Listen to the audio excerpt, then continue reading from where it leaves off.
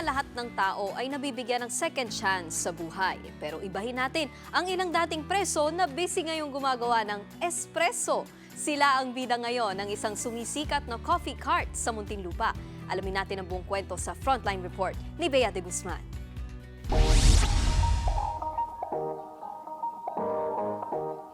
Kapeng mainit, kapeng matapang. Yan ang timplang espresso. Dito hindi lang basta beans ang binubrew, kundi panibagong pag-asa. Alamin natin kung anong kwento sa likod nito. Tara! Binisita ng News 5 team ang Balaya sa Muntinlupa City. Balaya mula sa salitang balay o bahay at laya. Nagsisilbi kasi itong transitional home para sa Persons Restored of Liberty o PRL.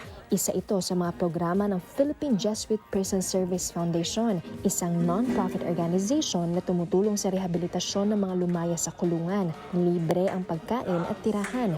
Dito rin isinasagawa ang formation sessions.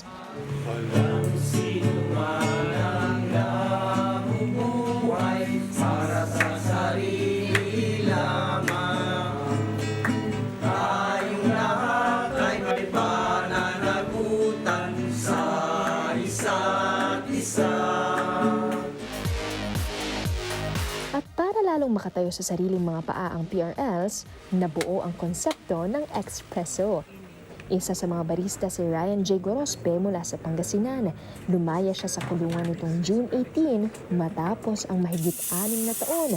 Habang nasa loob, nakapagtapos siya ng 3 vocational course, naging teacher ng fine arts at aktibo sa mga programa.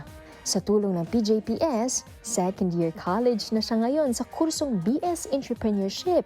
Ito palang pagiging barista namin, napakalaking blessing na, di ba, na binigay sa amin. Meron kaming new skill na natutunan na pwede namin pagkakitaan. Ang aim ko talaga is magtapos ng pag-aaral. Gusto kong maayos yung mga nasira kong mga nakaraan. Lalong-lalo na sa pamilya ko, lalong-lalo na sa anak ko. Si Father Junji Bargayo, Executive Director ng PJPS, na saksihan daw niya kung paano pinatapang ng espresso ang mga PRL. Pagkatapos ng 6 na buwan bilang barista, mabibigyan din sila ng sariling negosyo. Originally, they put mask kasi nahihiya pa sila na espresso. First time for me to hear them na parang proud to be an espresso. And I think that's dignity restored. O paano mga kapatid, kung gusto niyo matikman at makatulong sa Espresso Advocacy Card, bisitahin ang PJPS website. Bea de Guzman, News 5. Mga kapatid, Nikki de Guzman po. Para sa mga impormasyong dapat ninyong malaman, mag-follow at mag-subscribe na sa social media pages ng News 5.